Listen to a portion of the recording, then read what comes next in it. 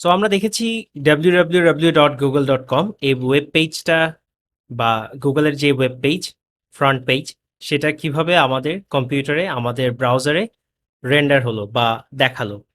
So আরও একটা কনসেপ্টে যদি আমি আসি, আমি গুগলের www.google.com এই কলটা দিচ্ছি, আমার আইএসপি ডিএনএস সার্ভারে যাচ্ছে, দেন ডিএনএস সার্ভার থেকে আইপিটা আনছে এনে আমাকে দিচ্ছে, দেন আমি আবার রিকোয়েস্ট পাঠাচ্ছি।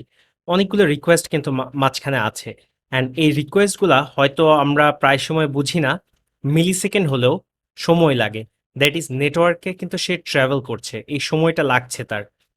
সো সেটার জন্য যেটা করে আইএসপি, যেগুলা ফ্রিকোয়েন্টলি ভিজিটেড ওয়েবসাইট যেমন www.google.com, ফেসবুক, বা আপনি যদি ইনস্টাগ্রামে যান ইনস্টাগ্রাম, এইগুলার আইপিগুলা আইএসপি ক্যাশ করে রাখে, দ্যাট ইজ স্টোর করে রাখে। এই কনসেপ্টটাকে বলা হয় ক্যাশিং।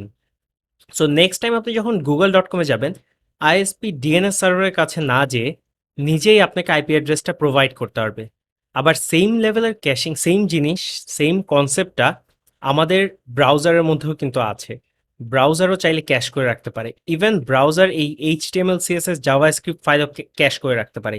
দ্যাট ইজ আমি যখন google.com-এ কল দিব, সব শেষে যখন আমার এই ফাইলগুলো আসবে, ব্রাউজার সেটা ক্যাশ করে রাখবে, অ্যান্ড নেক্সট টাইম যখন আমি google.com-এ যাব, ব্রাউজার আসলে যেই ফাইলগুলো ক্যাশ করা ছিল ইনস্ট্যান্টলি সেই ফাইলগুলো আমাকে দিয়ে দিবে। দ্যাট ইজ এই নেটওয়ার্ক কলগুলো বেঁচে, যে এই যে টাইমটা যেত, সেই টাইমটা সেভ করে আমাকে ইনস্ট্যান্টলি ওয়েব পেজটা দেখাতে পারবে। সো ক্যাশিং এর কনসেপ্টের সাথেও আপনাদের একটু পরিচয় করিয়ে নিলাম।